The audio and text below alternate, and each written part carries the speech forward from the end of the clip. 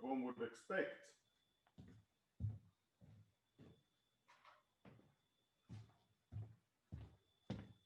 So, you see me, right? So the idea is, okay, so we have some domain here.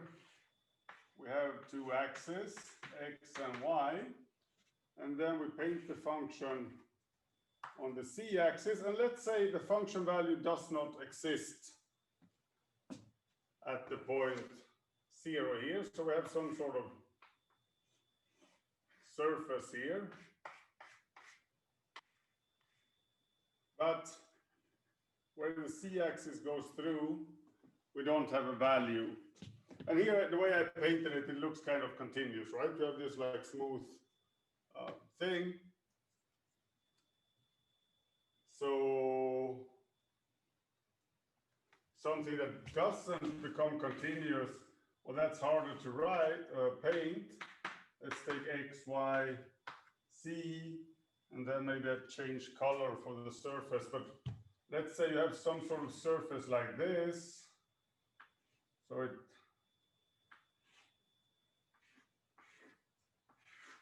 kind of goes up there, but then it does the opposite on this side, right?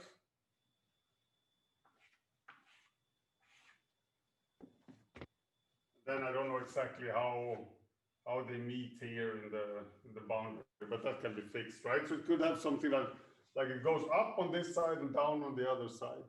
I don't know what sort of natural object you could think of that looks like that, but I hope you get a picture somehow in your mind. So if you think about examples like this, I mean, here there is a clear discontinuity, right? But then I can take a limit. So if I take a limit here along the x-axis, I get +1. If I take a limit along the minus x-axis, negative x-axis, I get -1, right? So a first and very simple conjecture could be that, okay, so here's the plane x, y, so this is no longer the z-axis, so now I forget about the z-axis. So then you could conjecture that, okay, if I want to check continuity in several variables, maybe I just take, okay, at the point 0, so we're interested in the point 0, maybe I can just take straight lines. And if the limit there exists and is the same number independent of which line I take, then for sure it should be continuous there, right? I mean, that's very natural. If the limit here of some function when I come along this ray is, let's say, 1, and then the limit along this ray is 1, and this ray is 1, and this ray is 1, then goddammit, the limit all over must be 1. But that turns out to be false. So this is the first example I want to share with you. And it looks like this. So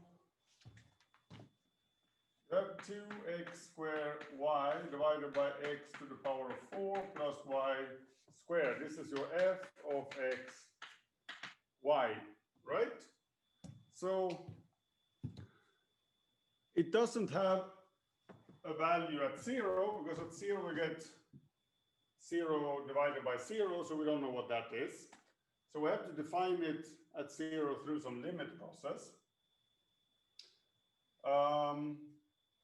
We see that it's well defined everywhere. I mean, usually when you have a rational function, anywhere that the denominator is 0, you have to exclude that from the domain of definition.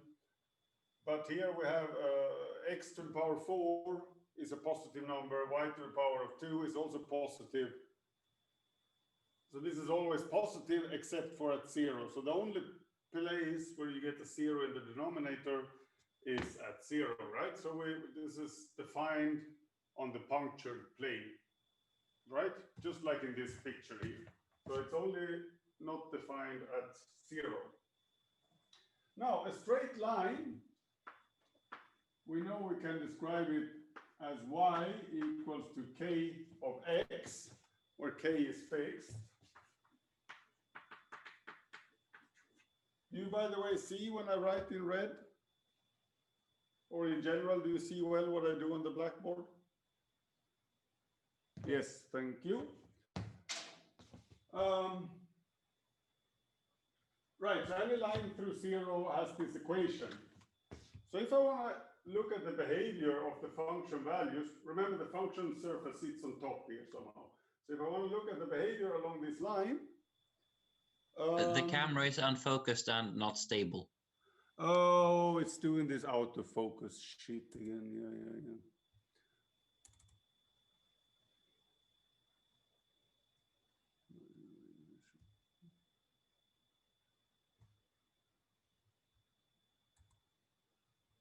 It's not aligned very well either.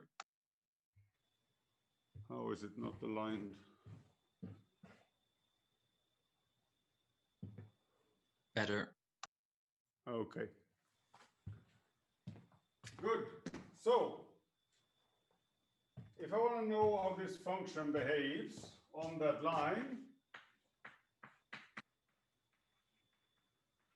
I just insert this value for y, k times x, and then I see what I get. Inserting here, we get 2, well, simplifying a bit, I get k times x3, and down here I get x to the power of 4 plus k squared x squared.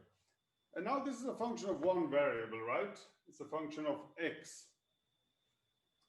So we can use our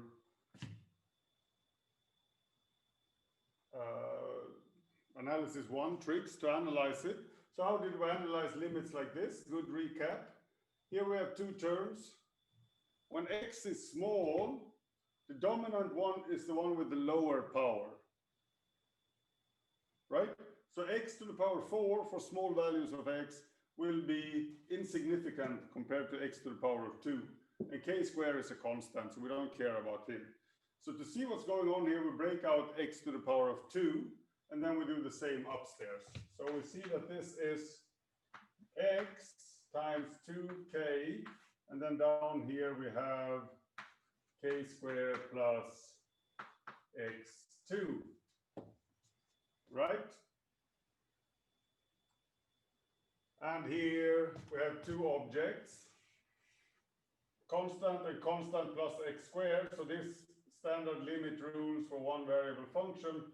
The limit of this is actually 2k divided by k squared, which is 2 divided by k. This is not so important. The limit of x as x goes to 0, of course, goes to 0. Right? So, writing it like this, we know that, the limit of a product is the product of the limits. All these rules that to remember. So the limit of a quotient is the quotient of the limits. So I can take, instead of limit outside here, I can take the limit down just in the denominator. Up here, it doesn't depend on x, and so on. So analysis 1 says,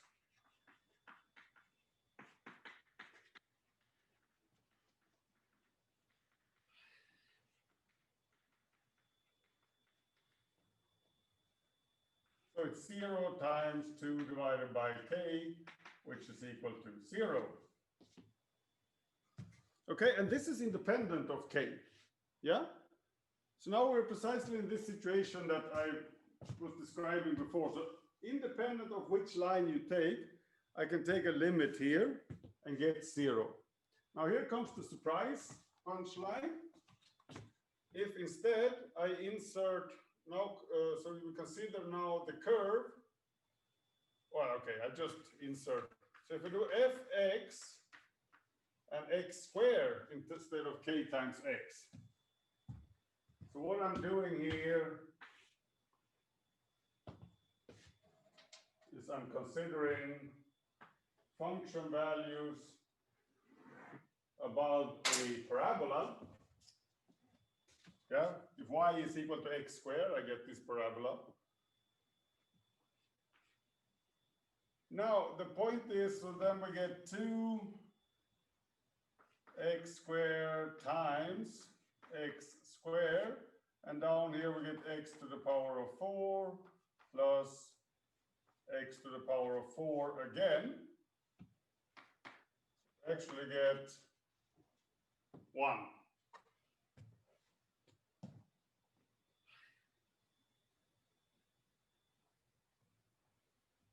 So the limit along any straight line heading to 0 is always 0, but if I go along this parabola, it's 1.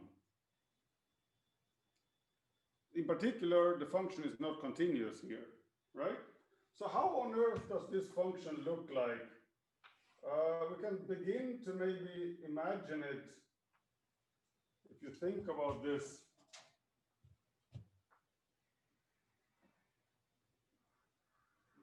parabola like this, what it is some sort of ridge, right? Along the parabola, they get maybe wider as you go further out. But as you come close to 0, it goes up and then it goes down very quickly. So you have some sort of a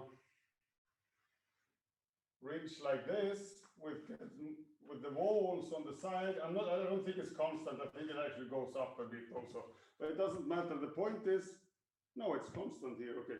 The point is that the steepness of the walls goes to infinity as you get closer to 0. So this ridge, since it has this bent shape, along any straight line, you will always go over the ridge and down on the other side before you get really close to 0. Right. So, yeah, this example requires some mulling over, but it's the first of a number showing that things are not, you should not jump to conclusions in several variables. I have a question. Yes? Did you mean to write x squared? I'm just a bit confused. Where? In one of the polynomials.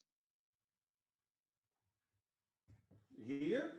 Nope, above. There. Yeah, well, I flipped the order. So here's a k square plus x4. So if I remove an x square,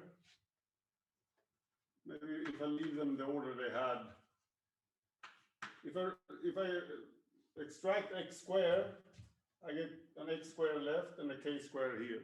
But you didn't extract x squared, you just extracted x. No, but then I took x square from upstairs also. But there are 3 of them here, so one of them remains. Okay, I see. Good. Very good that you stopped to ask questions, because I guess it's harder now over Zoom also. It's easier in the classroom, but even in the classroom, people are reluctant to ask questions. Just stop me and ask questions. We are not in a hurry. And usually, it happens that the lecturer jumps details because he has seen them so many times that he forgets.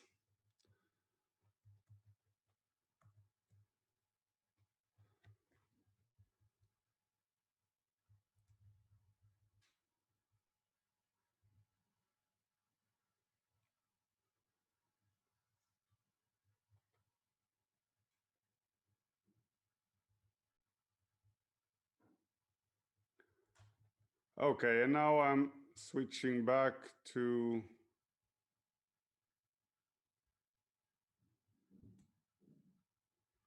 yes, I will discuss how to show that a limit exists.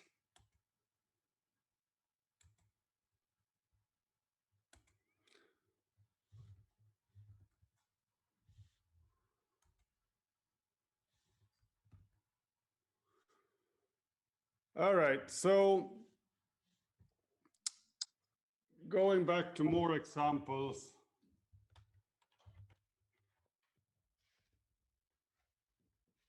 I'll just go over them a bit. So here we have a very similar function, right? But it's a bit simpler. You have the x square plus y square in the bottom and just a 2xy. So this was the one we actually looked at earlier. Now, sometimes you can switch to polar coordinates and get a better feeling for what this is. So let's do that here and see what we get. So now upstairs you have 2r square cosine theta sinus of theta, but then we remember this double angle rule. So this is actually 2 times cosine theta sinus theta. This is just sinus of 2 theta. And then the r square gets eaten up by the r square down here, because x squared plus y squared is r squared by Pythagoras theorem, right?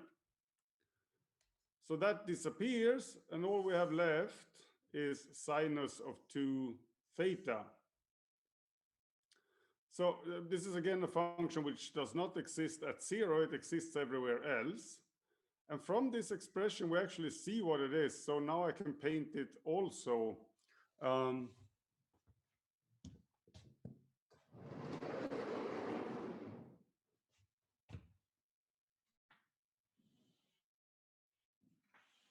Although it's a bit difficult to paint things still, we can give it a shot at least. Here's the unit circle in the plane. So the z-axis is just for the function value. Then theta is the angle here, right? And if I consider sinus of 2 theta, so sinus of theta, I mean, it goes up, and when you're at 90 degrees, or rather pi half, you hit 1, right? So if you have sinus of 2 theta... I can't see what you're writing now. Oh.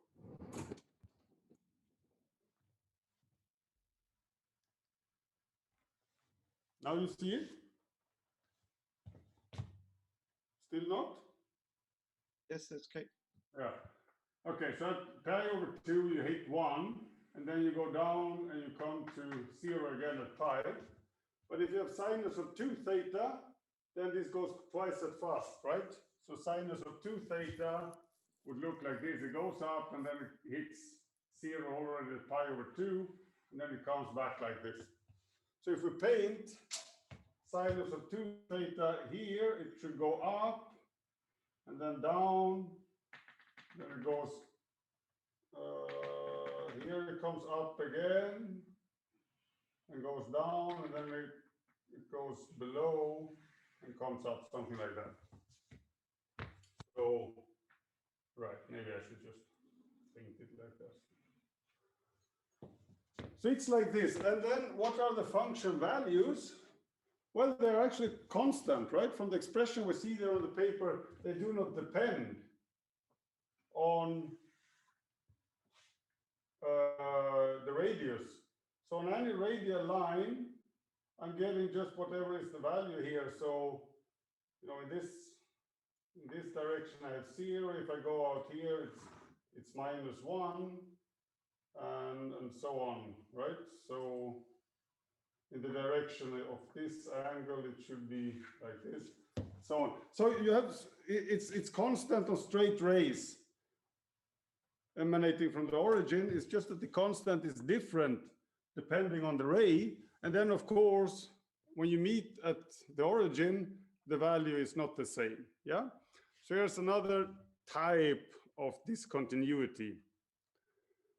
And one way of showing that something is not continuous using this epsilon delta definition is that, you know, if it would have had a limit, then for that limit, then you take an epsilon, which can be very small. For a small enough disk, then with delta, you know, around 0, you would have values inside that epsilon interval of the limit. But here we see that no matter how small we take a disk, yeah, so we're looking at the puncture disk here. No matter how small this disk is, the function values here are determined by sinus 2 theta the angle. So this is an interval. I mean, this takes all values between -1 and +1. So basically, no matter how small I take my disk, the values of my function is always an interval which stays fixed. It's a big, and that tells me immediately that my function is not continuous, right? Because the size of that interval would have to go to 0 and narrow in on some limit value if it was continuous at that point. So this is a way of writing. So f of d delta. D delta is the punctured disk. And f of d delta, so this is f of a set. That's just all possible values the function can take on that set. And then you get another set here, and it's a closed interval from -1 to 1. So then it just writes, okay, hence the limit doesn't exist. Again, why? Because in that case, this interval has to go to 0 when delta goes to 0. I mean, the size of it.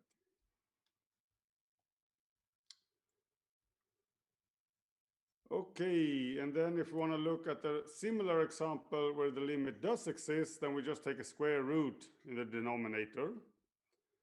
We do the same trick, we switch the polar coordinates, and now we get r times sinus of 2 theta. And thanks to this r standing in front here, it means that the image of this punctured little disk, well, the sinus thing is still going between -1 and +1, but the r stays between minus delta and plus delta, or rather 0 and plus delta. So all in all, this is an open interval between minus delta and delta. And now you see that this interval gets smaller, right? Smaller the delta, smaller the interval. So given a fixed epsilon, you can always pick a delta such that this interval is smaller in diameter, right, than 2 epsilon. So basically from here we see that the limit, since this interval is symmetric around 0, the limit has to be 0. Yeah? So if we want to do our definition,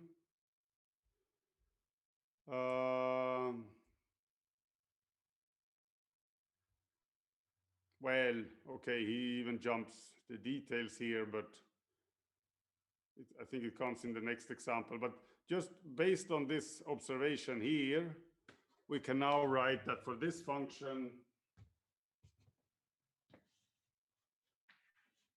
f of x minus 0, well, it's less than delta for all x in for all x such that x minus 0 is less than delta. And hence, if we want to use the epsilon delta definition, we just take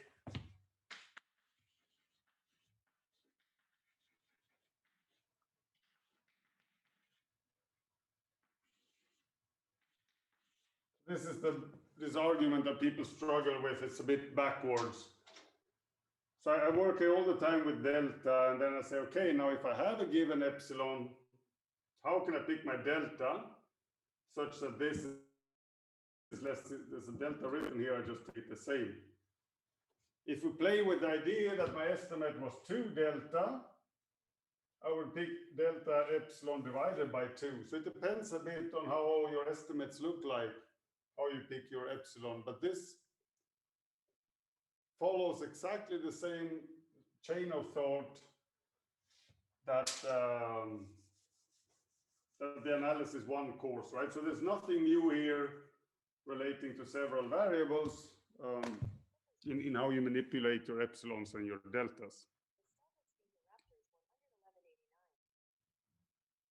Was that a question, or was somebody just talking?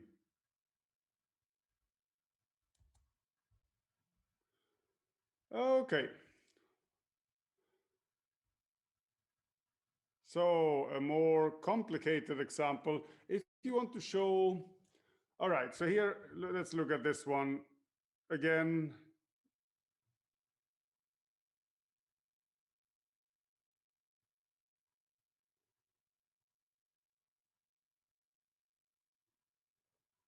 This is a bit of a,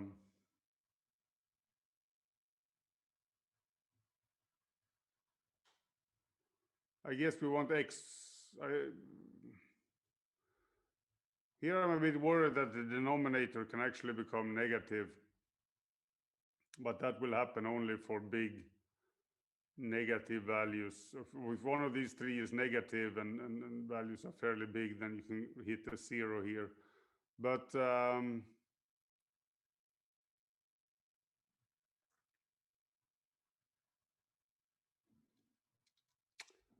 Right. So in the unit disk, I'm pretty sure this is a non-zero thing, except at 0. So anyways, let's forget about exactly where this function is defined and just think about wherever it is defined, what could be the limit at 0, and how would we deal with that? So can it be continuously extended at x equal to 0? And the difficult thing with these kind of exercises is that there's no one way how to solve them. You just have to use your experience and try to simplify things, because this is obviously something that looks difficult, right? And you also have to think, okay, what is big, what is small, and so what's, for example, the denominator, what's the key term here? Well, the radius squared contains powers of 2. And this guy here is a power of 3, so to speak, has order 3. So if x as a vector is small, then this object here, which has 3 of them, will be much smaller than this, which contains just, 2. So likely this object dominates this one, meaning that the interesting guy in the denominator is this, because he's bigger. This one will be insignificant when we are near 0. The other thing to get rid of is the sinus, because trigonometric functions are a bit tricky. And then we can remember from analysis 1 that actually sinus of whatever divided with whatever, in these terms, this example norm x squared, what was actually bounded by 1. Well, the limit of this as the variable here goes to 0 is equal to 1. Okay? So, yeah, armed with that, we fiddle around. So we write sinus of x squared divided by x squared. And this x squared, where does it come from? It's pulled out from the denominator up here. So we have a 1 and then divided with this guy, plus this guy. And here, yeah, again, we do this because we know that this limit is going to be, the limit of this guy alone is going to be 0. And then limit rules, again, is just the same as in analysis 1. So, the limit of a quotient is the quotient of limits, and so on. So, all right. The limit of sinus x squared divided by x squared, what's that? Here he just, sorry, somebody.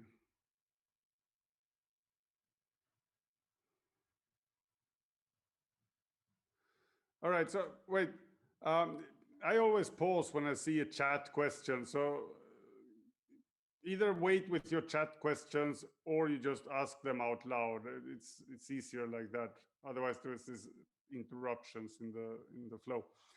All right, so I write t equal to x squared. This is a sort of change of variable. So anyway, norm of x is going to 0 here, so I can call this t. And then when x is going to 0, t is going to 0. So this will be the same as doing the limit of t divided by t. And this is a standard limit. It's equal to 1. Similarly, this guy here, each coordinate here, x1, x2, x3, is less than or equal to the norm. This is just, Pythagoras theorem, if you want, or something we know, right? So the coordinate values are always less than the norm. So here we have 3 guys. We can replace that with x, x, x in norm. And then since there are 3 of them, we're left with 1. So this goes to 0 as x goes to 0. All right, so here he writes out the calculation why the coordinates are less than the norm values. So, all right, so doing then, just applying analysis 1 type rules for computing limits, I have the limit of this is equal to the limit of this one, which we computed to be 1, times the limit of this guy. The limit of this guy in term is equal to, is a limit of a quotient, so I can take the quotient of the limits. So up here we have a constant, and down here we have a sum, right? So now I have the limit on this sum down here, And the limit of a sum is the sum of limits. So again, that you're allowed to move it inside.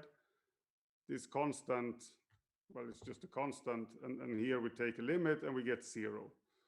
So when we're done with using all these limit rules, we get 1 plus 1 divided by 1 plus 0, and that's 1.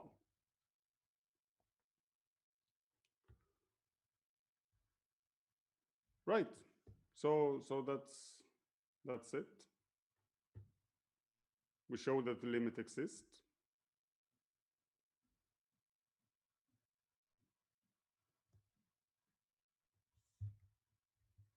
So, okay, so one of you asked in the chat before, will you show us how to prove that something is continuous? Well, the example we just had was one way of doing it, right?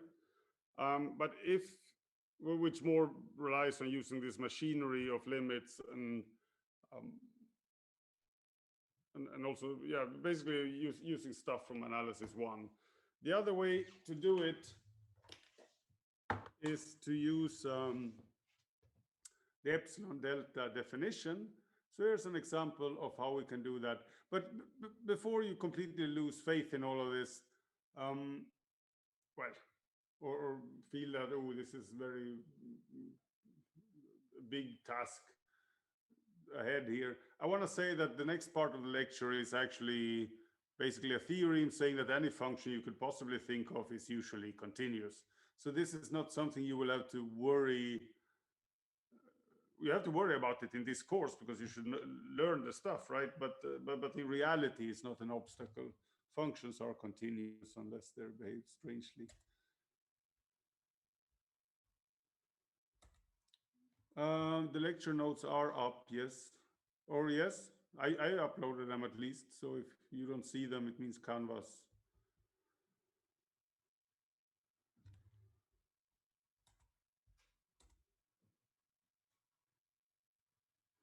Right, reload the page. Well, God damn it.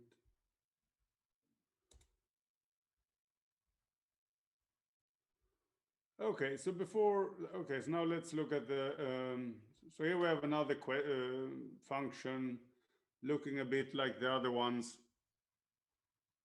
So we have a quotient, and we want to prove that the limit as x goes to 0 is 0. So again, for the value 0 here, we get 0 divided by 0, and everywhere else the denominator is positive. I mean, x1 squared is positive, modulus x2 squared is positive. So we have always a positive number here, and the only problem is 0. And now let's do this. Okay, so fix an epsilon. Now we have to estimate this guy in a way that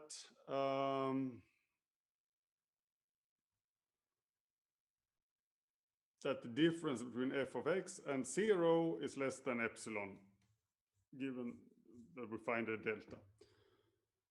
All right, so he divides this into two cases. So first, if x2 is equal to 0, so on any of the two axes, this is fine, right? Because up here you have 0, so 0 divided with whatever is 0. Down here it's something non-zero. So yeah, I mean, f of x1, x2 is equal to 0, which is less than epsilon everywhere. So we don't need to worry really about the axis. Okay, so if x2 is now not equal to 0, then what?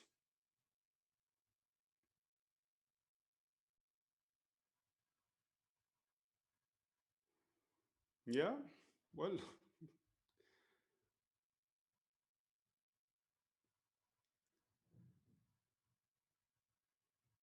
yeah, what the hell is going on here?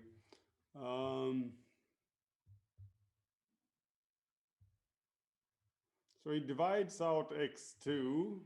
Okay, he gets x1 still up there. And he has a 1 plus something here. Okay, right.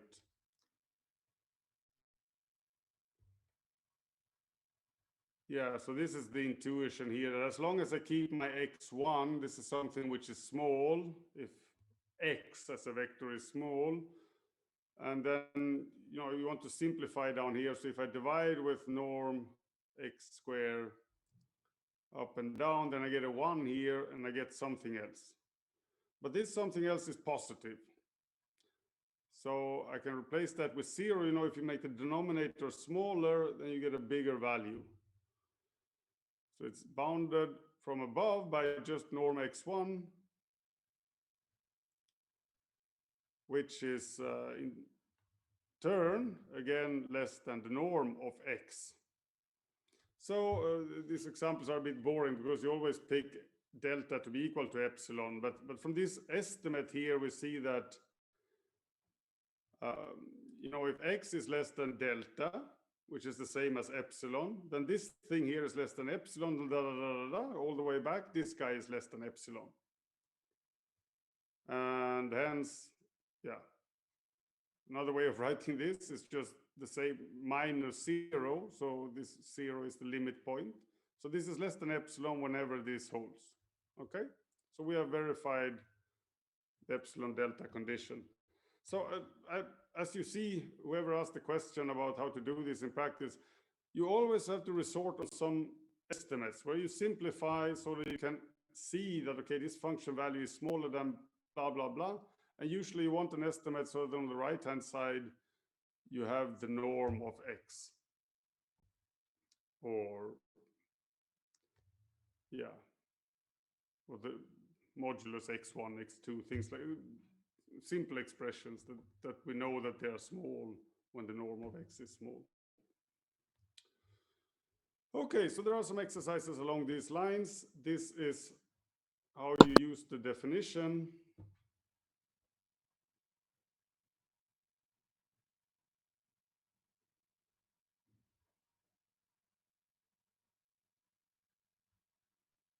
Okay, just to finish this example, there's something called the range of a function also.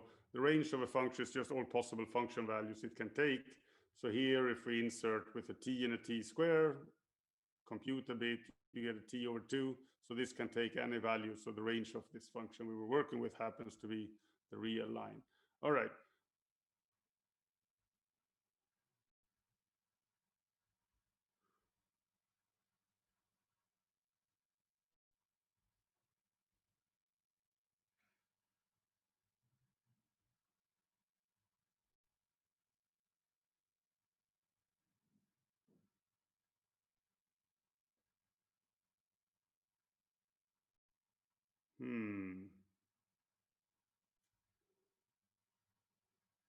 Okay, so it's 9 o'clock, and let's pause there because this is a good pausing point, and then I pick it up.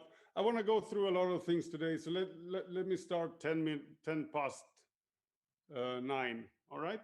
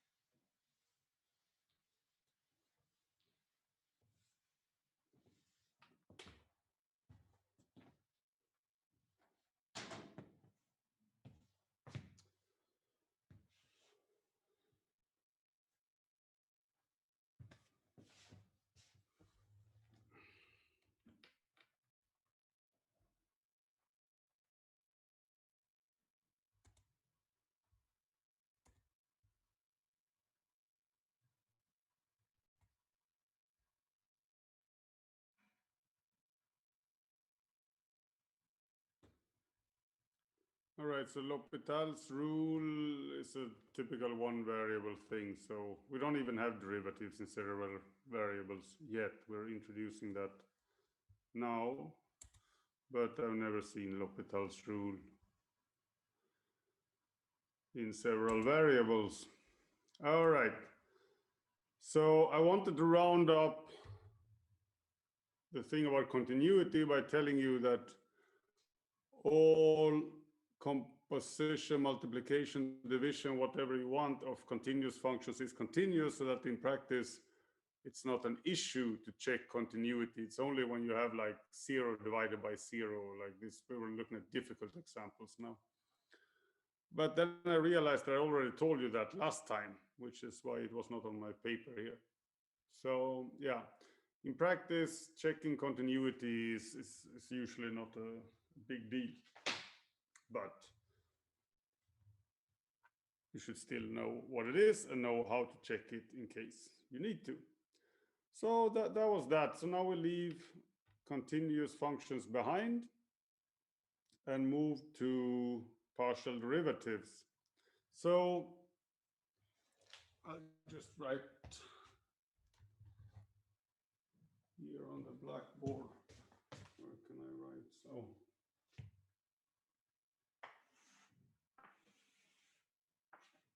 this is my x1 axis.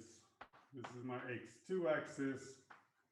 And then I have a point here, a1, a2, right? So this coordinate is a1, this coordinate is a2. Derivatives in the one variable setting, how we know them, is like checking how a function, the slope in a vicinity. Again, a vicinity of my point is now a whole neighborhood, right? A circle. So I cannot really do that. It behaves differently in different directions. So as a kind of a starter, what I at least can do is I can consider my function along a fixed line, along a coordinate axis. And now I have a one variable function. So what would this be? The function values along this line. This would be f of x1, comma, a2, right?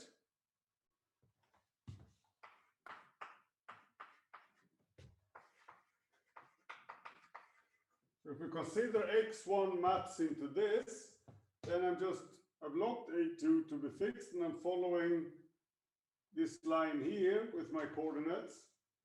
So I'm checking whatever the function does on top of this line. Now this is a one variable function, so I can start painting it, right? As a function of, I can make a graph. And most of all, it has a derivative.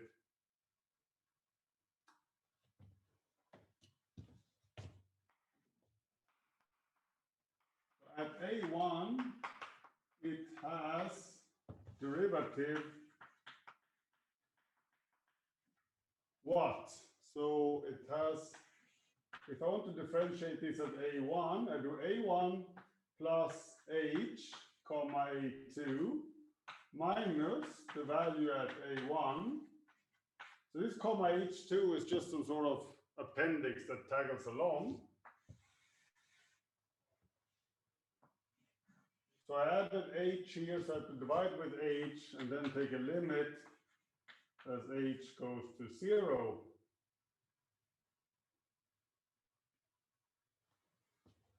Okay, so this object can exist or cannot exist. Usually it does exist, yeah? The question now is, what should we call it? Because obviously I can do the same in the y direction, or frankly any direction I want.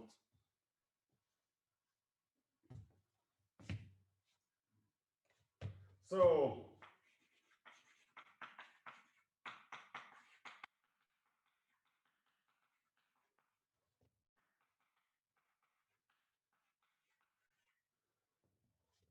now, kärt barn och många namn, this derivative is so frequently used that it has a multitude of different notations.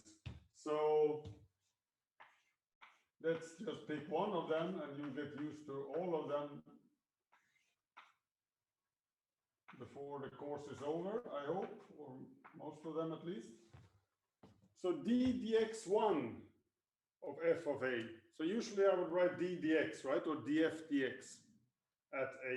A is just a point to evaluate. But here I have d dx1. So this is differentiating in the x1 direction. So what is then d dx2?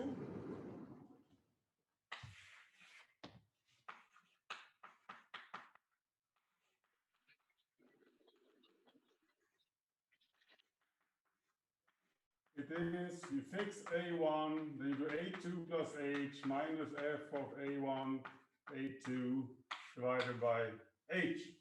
So you see, symmetry here is exactly the same thing, it's just that now it's the second variable, which is alive, so to speak. So the plus h, instead of landing on the first, lands on the second.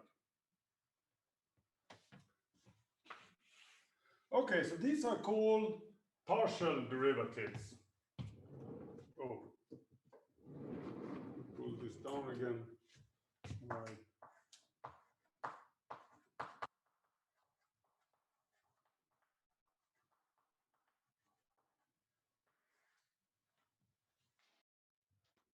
Yeah, so that's what that is. Let's look at the paper here again.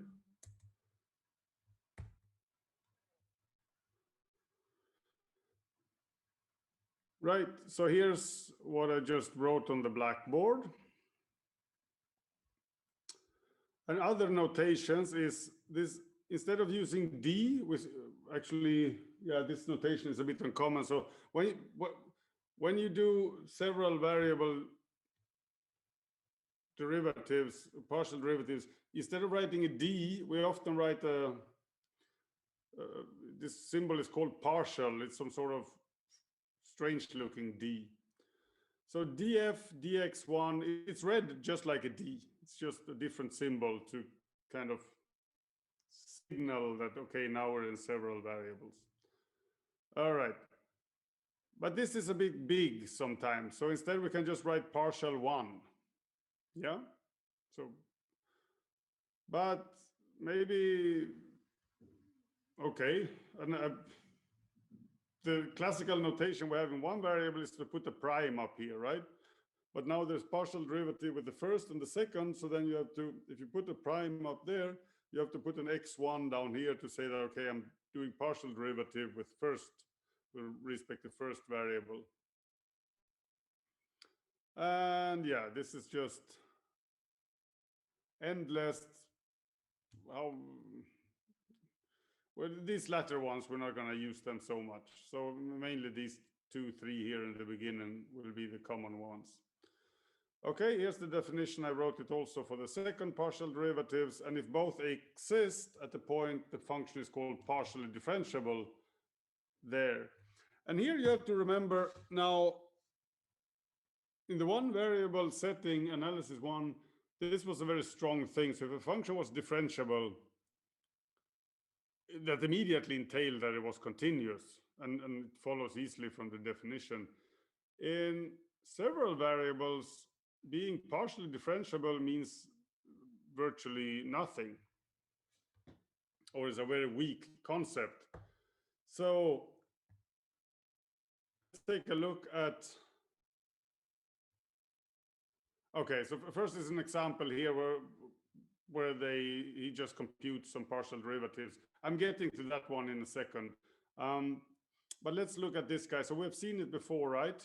This was the one which was constant along rays emanating from 0, the one with the sinus 2 theta, right? So we know it's not continuous at 0. Yet, if we compute the partial derivatives at 0, what do I get? For the first partial derivative, I have f of h comma 0 minus f of 0, 0, which, let's say we have defined this to be 0.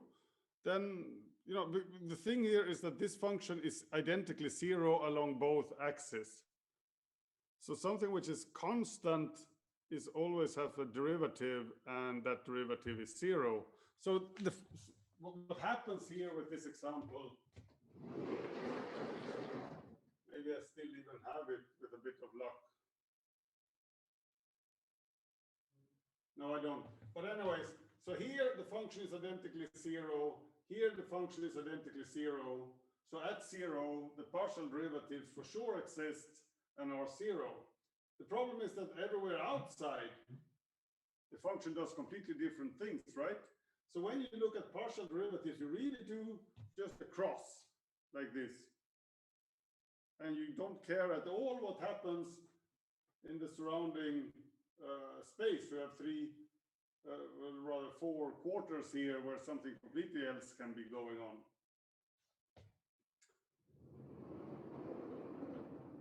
So, one question. Yes? If a function is partially differentiable, does that mean it is also so for all other choices of coordinate axes? No. Again, the example we just picked would be a counterexample to what you just said. Because the partial derivative in the x1 direction was 0, x2 direction is 0. But if you take a line, you know, y equals to k of x, then you get some other value which is constant, right?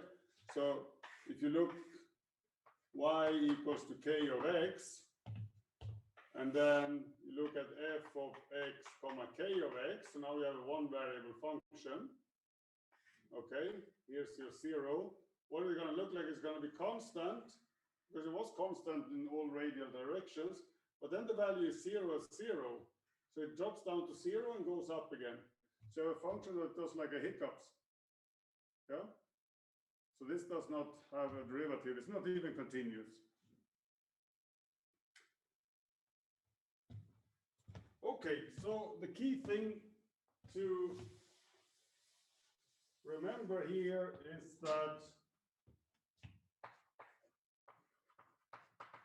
partial differentiability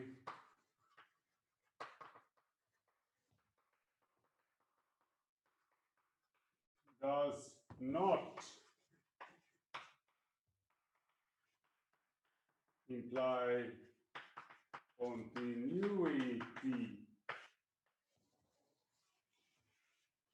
In fact, I think our first key theorem says a bit the opposite of this. So if we just assume a little bit more, instead of just saying that the partial derivatives exist, we go ahead and also say that they are continuous functions. Then actually we get a lot more. We get continuity and we get something called differentiability. Notice that we still haven't talked about differentiability of a function. We just said partial differentiability, which is a very weak concept, but the two are closely connected, but you have to, you know, hold your breath a while before we can get to those exciting results. Good news is that if you want to compute partial derivatives, this is dirt simple, given that you know how to compute in the one variable setting. Because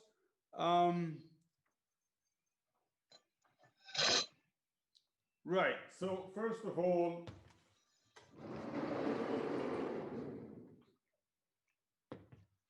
just like with one variable function, we define a derivative at a point, and then it's just a value. But that point, we can allow it to move also, right? So then we see that the derivative of a function of x is just a new function of x, whose derivative is again a function of x, right? So in the same way we can do here I lock interest on a point A is fixed. But as soon as I've introduced this definition, I can switch to say, okay, let A be just x1, x2, or x and y. Then if I do this partial derivative at every point, then I just get a new function of two variables. Yeah?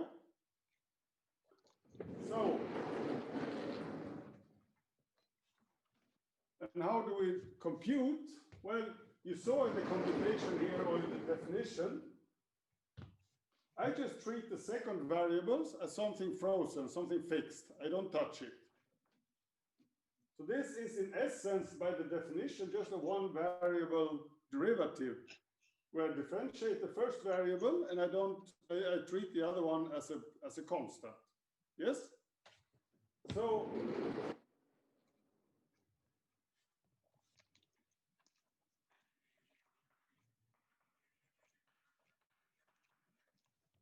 let's say we want to compute dx1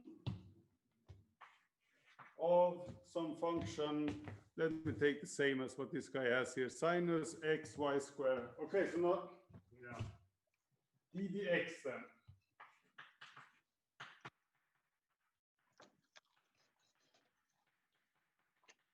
I don't know if I wrote exactly what was in the lecture notes, but it doesn't matter. Okay, so if this is my f, now I have x and y instead of x1 and x2, so that's why first derivative is just called d dx. What do? I do what I said. Think of y as a frozen value. It's constant. So then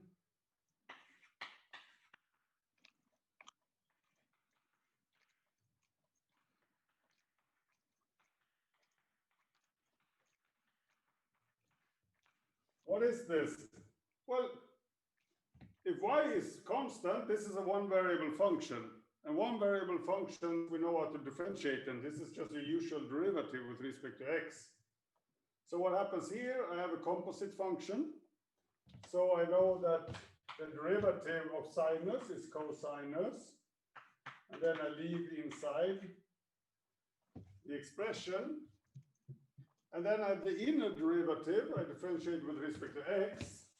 So the inner derivative is a y squared. And then plus, here I have the product rule. So I do first differentiation with respect to x. It gives me ln x plus y. And then I do differentiation with respect to the second guy, which gives me x divided by x plus y.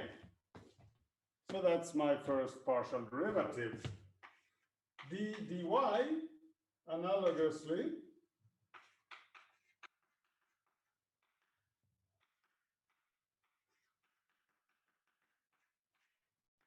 now we do the same game. We just think of x as a constant and y as the free variable. So then I get again cosine x y squared. But now we differentiate with respect to y. So the 2 drops down, x is a constant. So I get 2xy here. And for the second term here, we actually have something simpler because the only y dependence is here. So we get plus x divided by x plus y. Technically, we should have a modulus here because the derivative of ln something. Well, then I needed the modulus there as well. Okay, so I guess we assume that x plus y is positive.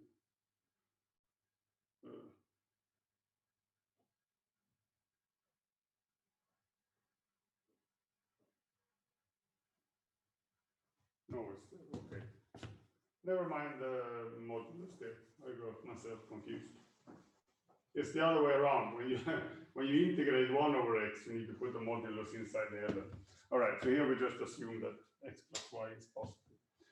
So this is how you compute partial derivatives, and that is easy. Now let's see what are the chat questions.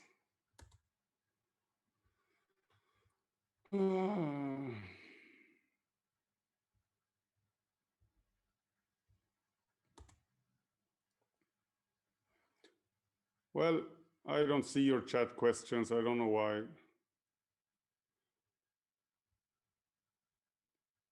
All right, so then here was an example of how to compute them.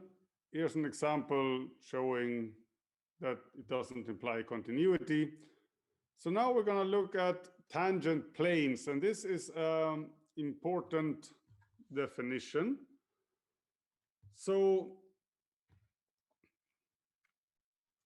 somehow, what's the point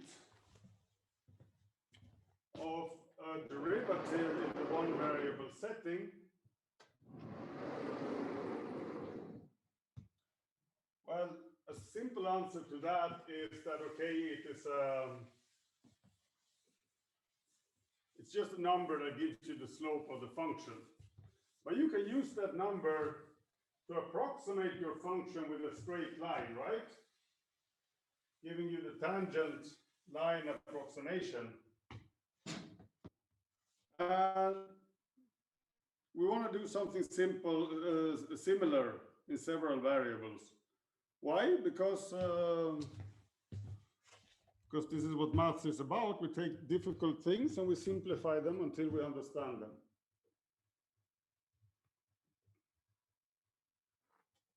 Okay, can you see the blackboard? Excuse me, Marcus. Yeah? Would it be possible to stop the screen share while you use the blackboard? Yes. Long periods of time, because it gets very small. Yeah. It's a very good idea. Sometimes I forget, so then you have to tell me.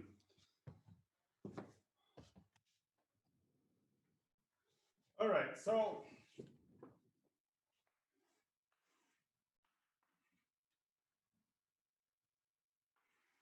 if I have a function f of x and I have a fixed point a, then the derivative at a is just some number, right? F prime of a, it's some value giving us the slope here. But I can also use it at least to get a tangent approximation, which is a straight line. What is the equation for my straight line? It is y is equal to f of a plus f prime of a times x minus a, right? So x minus a times f prime, that's just a line that grows with the growth rate f prime of a. It's 0 when x is equal to a. So that's why we have to add this f of a here so that it really goes through the point f of a when x is equal to a, right?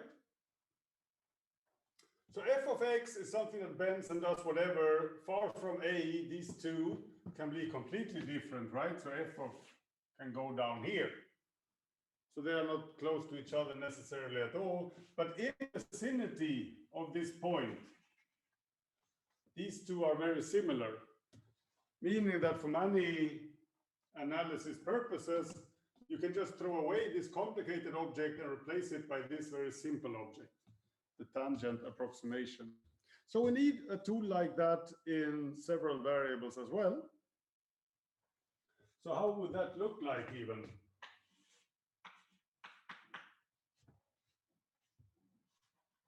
So let's work with x. Let me make a big picture. Y. Okay, then I have to make this even bigger. X. And then we have a point A and B. So this is my point A, comma B. And and then we have a z-axis.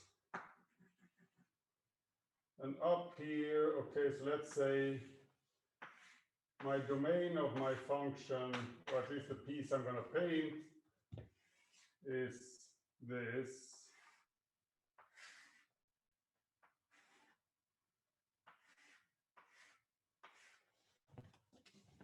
So it's some surface sitting on top of my rectangle here, and AB is a point in the rectangle, so maybe here then.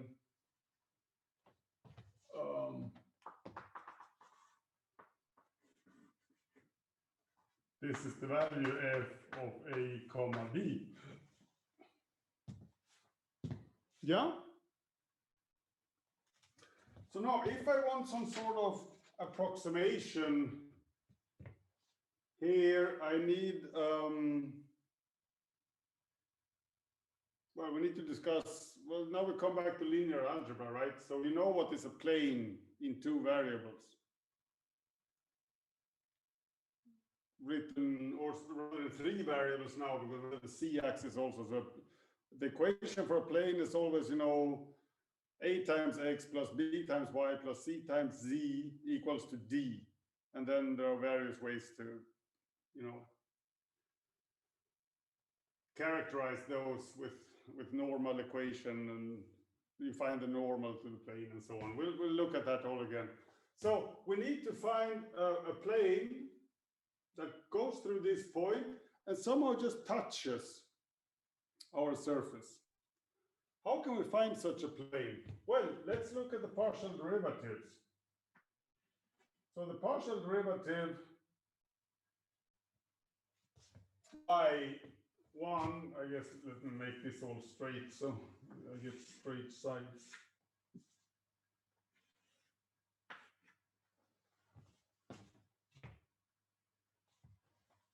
If I go in the just in the y direction, then I'm following this somewhat geodesic up here, right? If I go only in the x direction, I'm following this type of geodesic up here. And for both of these directions, this is just a one variable problem, so I can use this philosophy to represent my function, but only on that line, right? So if we use the one variable formula in the x direction, for example, then we would have that c is equal to f of a comma b. You still see. You want me to write with the white pen, or is it okay with the brown pen? It's okay. Okay. Plus,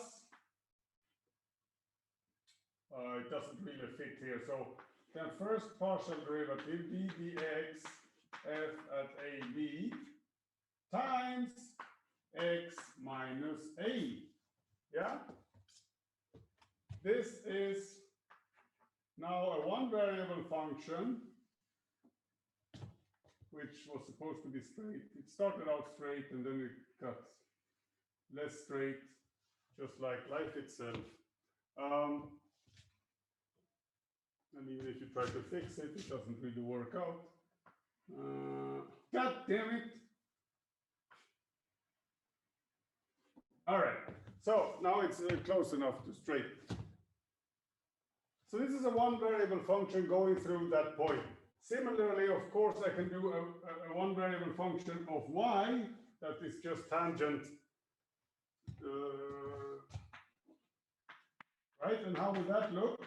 Again, f of a plus a comma b plus b dy f of a comma b, and then y minus b. The problem is, how do I combine these two concepts to now something living in two variables? So what I want is now actually a surface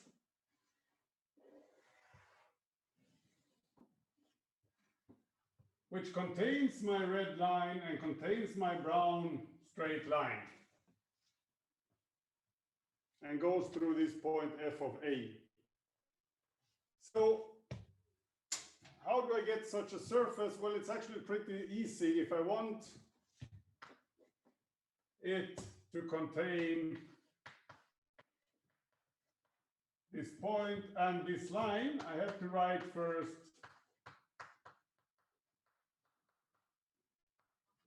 this. Right now, the values of C on the red axis is just gonna be the values on my red line up here. And if I now add, not this term, because he already sits here, but this linear term in the second variable,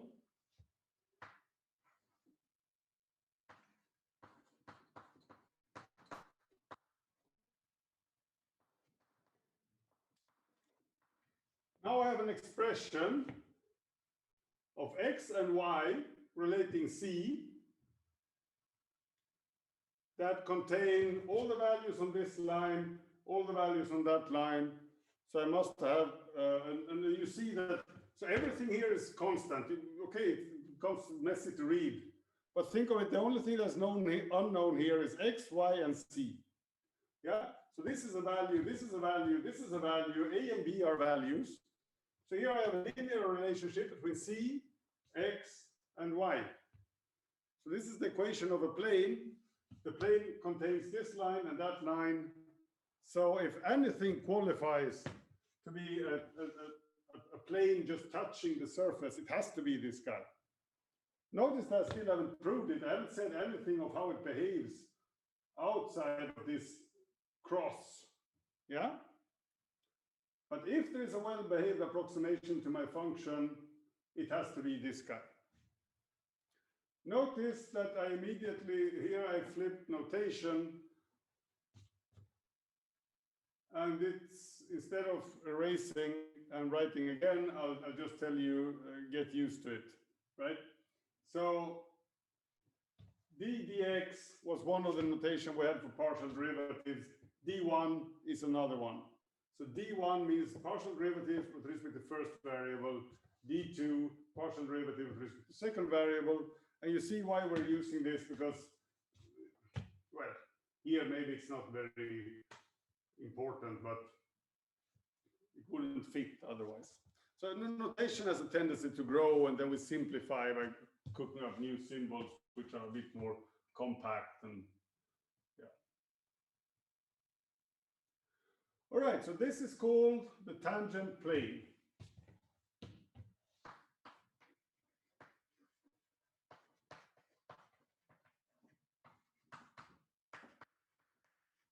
At the point AB, so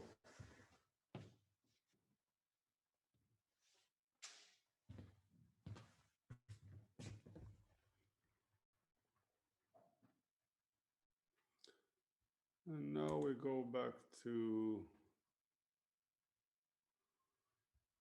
share.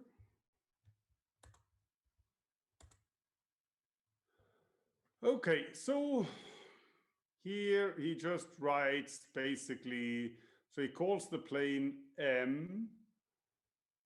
He wants it to go, he's just repeating what I said. And at the end of the day, he's coming up with my equation here, but yet again with new notation. So this is C minus f of a comma b is equal to f prime 1. Now that is just yet another name for first partial derivative. And here we have x minus a, f prime 2, second partial derivative, y minus b. And here's a picture which is not as nice as mine. So let's have a look at an example. Find the tangent plane through to the graph c equals e to the x plus 2y through the point 0, 0, 1. So first of all, is that a point even on the graph? So if I do e to the 0 plus 0, that's e to the 0, which is equal to 1. So yes, it is. First derivative, well, if we differentiate this with respect to x, e to the power of something is just e to the power of that something, and then the inner derivative is just 1. So actually the function as itself as derivative. And with the same philosophy, if we differentiate with respect to y, the only thing that happens is that this 2 here from the inner derivative will jump down. So what's the equation of the tangent plane? Look, now we get concrete numbers here, and then everything looks much simpler. We have c minus this value. In my notation up here, it's not a minus, it's a, you know, what he did is he took this term and moved it to the other side. So instead of having plus here, it has a minus there. It's all the same, right? So the function value is 1. The value of the derivative is 1. And the value of this, well, the first derivative is 1. The second derivative, second partial derivative has value 2. And then a and b is equal to 0. So we insert all of this, and this monster up there just becomes c minus 1 is equal to x plus 2y. And then we can rewrite it a bit like this. And now you see from linear algebra, or you remember linear algebra, that, aha, this is how planes in 3 variables looks like. And then with a bit more digging into memory, we could represent this in various forms. So what's the normal of this plane? Well, you just look at it. It's in here. It's 1 minus 2, comma minus 1. This is a c and not a 2 here, right? Because okay,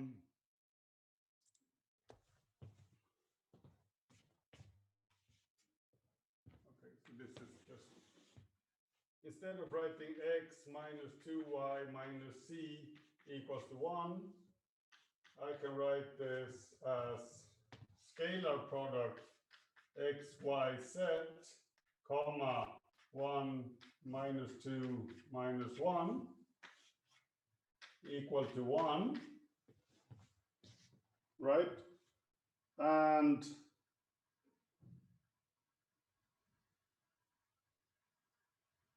basically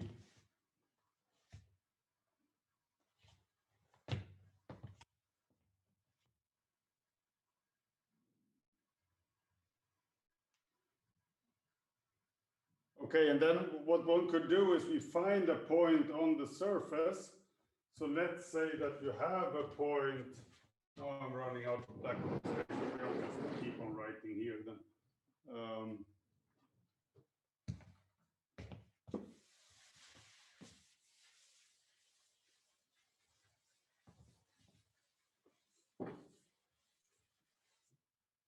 So if you want to know what's the equation of a plane or write it in some beautiful way, then you take a point here, x0, y0, c0, and then you want your normal vector n, right?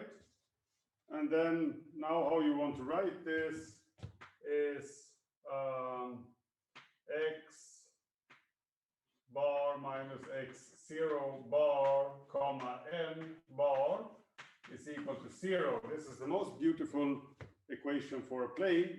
So it says all values x such that x minus x0, comma n are perpendicular.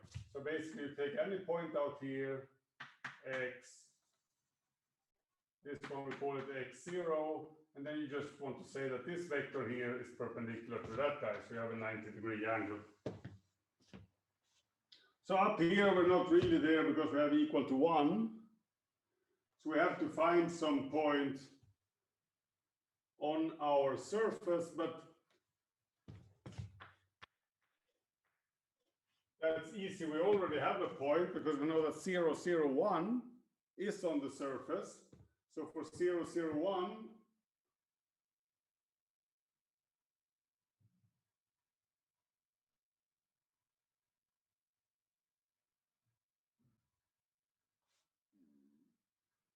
did I write it up the wrong way?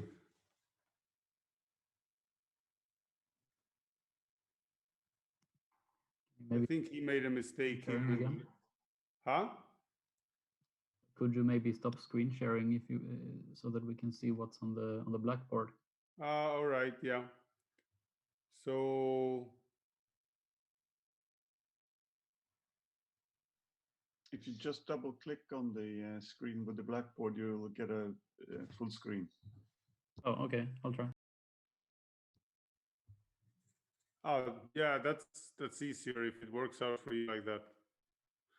Okay, so in this equation here, there is a minus error. So C, you need a -1 on the right-hand side. So if you look at this equation here, wrote it up wrong. So basically, what we should have is this.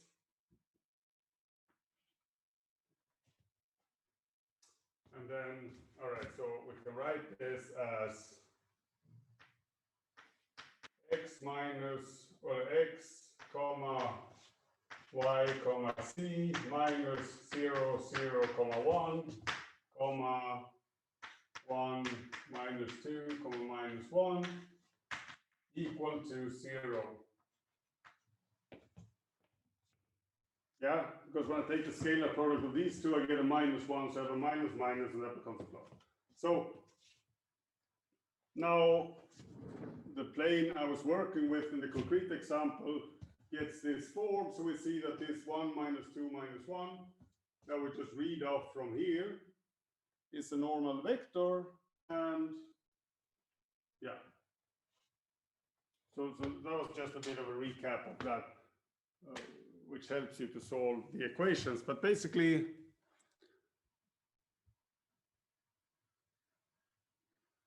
that's the end of these lecture notes. So yeah, to recapitulate, the equation for the tangent plane in general is this. Probably most of your exercises are going to be like compute this for concrete variable, for a concrete case. And then you do something similar to this. You just compute numbers, stick them in, and you get equations that look like this. And then your questions, exercises can probably ask you things like, okay, find a normal to this plane, or similar things. And then you have to refresh your linear algebra to see that equations like this can always be rewritten like this. And then, so the normal vector, you always see it by just taking the coefficients there in front of your x, y, and z. So that was a short guide to dealing with the exercises. Now we have 10 more minutes, and I actually would like to move forward because there's some material here which is more theoretical in nature, and I want you to look at it before tomorrow. So I want to introduce you to it. It's not really something to lecture. It's more like you have to read it.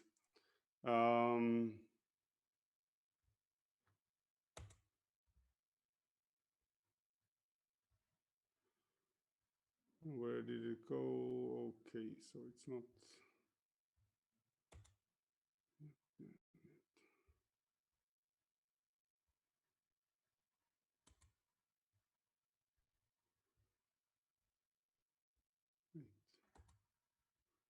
There it is.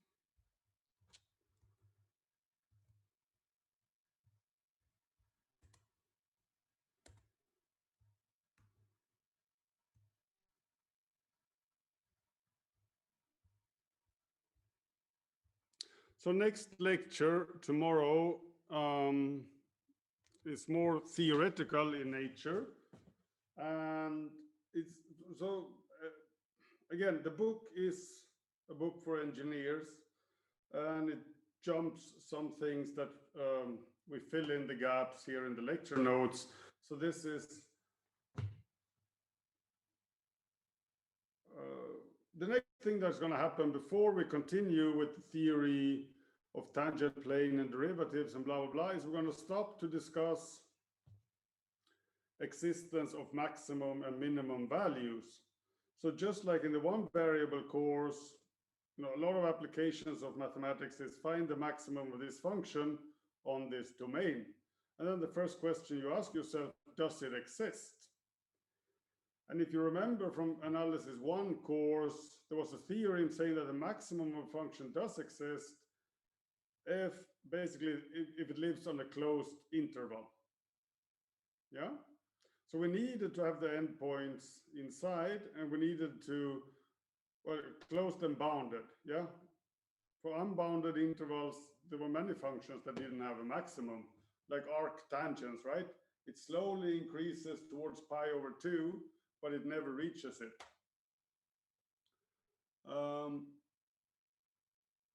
Okay, and so Weierstrass theorem basically says the same, but in several variables. And here, this is a very, it's a nice, the proof contains many beautiful elements. Yeah. So, but also some definitions. So in order to more efficiently explain you actually the beautiful part of the proof, you have to read the boring parts by yourself. So the counterpart of a closed bounded set, oh well, so in one variable we just looked at intervals, yeah, which contain the endpoints. But you could also, it doesn't make much sense in one variable, but you could also say, okay, I'm going to look at all closed bounded sets, and then you still have that a function has this property that it attains its maximum. But in several variables, there are so many different type of domains you could paint, and there's much more than just rectangles, right? So the counterpart of the closed interval, somehow in several variables, is just what's called a compact set, a set which is bounded and closed. Okay, so some definitions: sequences and sets. The difference between sequence and set is that a sequence has, usually the points in a set, we call them A1, A2, A3, and so on, but they have no particular order, right? So if you have 3 points, okay, so here is your universe, X, whatever X is, and then you have a point A1, A2, and A3. We can consider the set A1, A2, A3. And that's just these 3 guys. They're sitting there having dinner or whatever, and there is no internal ordering, right? So this is the same as saying, for example, A2, A1, A3, because what identifies the set is just the members of the set. Also, you can add here A3 one more time. It doesn't make really sense, because if A3 is in there, you cannot throw him in one more time. Sequences means you start to number things. Yeah, think of people standing in a queue. First Gustav, then Olof, then Gustav. Gustav cannot stand in 2 places, but in mathematical sequences you can have. So a sequence would be A1, A2, and then A3, which is not the same as A2, A1, A3, because now you change the ordering, and it's definitely not the same as this, because now this is a sequence with 4 elements, and this is a sequence with 3 elements. However, as opposed to persons in the queue, it is okay. This is just first comes A2, then comes A1, then comes A3, and then comes A3 again. We don't have a problem with this in sequences. The same point can appear many times. Why are we interested in sequences? Because if we live on some domain and we want to look for, let's say we want to look for the maximum of a function. So, okay, we can't find that, but what we can't find is points getting closer and closer to the supremum value. So that naturally leads us to sequences of points. So maybe then A4, the function value is even higher, A5, A6, A7, A8, A9. And like that, we get an infinite sequence. Now the natural question is, does the infinite sequence have a limit? Right? And then you have to, then you say, oh no, limits of sequences. I thought I could skip that, but sorry, you cannot. So this here, Cartesian products, is part of things you should know. You can just read this by yourselves. A function is defined, you know, if it's defined on some subset M of Rn, it's said to assume its maximum if there is a point A such that, you know, f of x is less than f of a for all x in your set M. So this is just word by word the same stuff as in the one variable case. And then we have this example, arctangents on the plane. It's never, so it has a supremum. The supremum is pi over 2, but that's somehow, you know, at infinity, infinity doesn't really exist. So it's never attained. So it's a function, it's a bounded function without a maximum.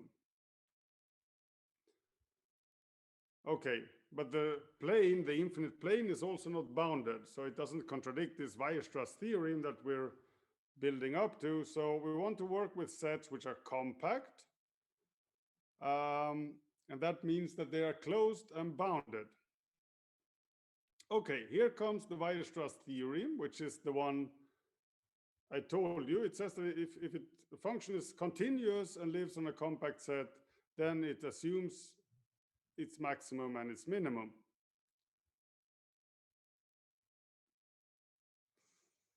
And here on this page 5, he's just recalling what means to be a supremum of a set. So this is again analysis 1 stuff. You know, if you have a set of numbers, there are upper bounds, and then there's the least upper bound, and it's an axiom that this exists. This is not something we can prove. This is something we have to assume about the real line. And here it just goes through the details of that, and the least upper bound is also known as the supremum of this set M. And then there's the greatest lower bound, and he has an example. So these 6 pages is what I want you to read, because this is just getting familiar with the concepts. It's nothing really to lecture on. The interesting stuff starts here, because now we're gonna start looking at, if you have a sequence of points, how can we prove that it has a limit point? Or rather, if it doesn't have a limit point, what can we do then? Then we have to start looking at subsequences. And yeah. So we first hit some interesting mathematics now, and then we get back to the stuff with tangent planes and blah, blah, blah. So, right, I'm over time. I'm gonna call it quits now. So please, your homework for tomorrow is do all the exercises and read this 6 pages here. So tomorrow I will start lecturing on page 7 of these lecture notes, which are number 5. That's all for today, folks. If you have any questions, feel free to ask me. I'm not in a hurry.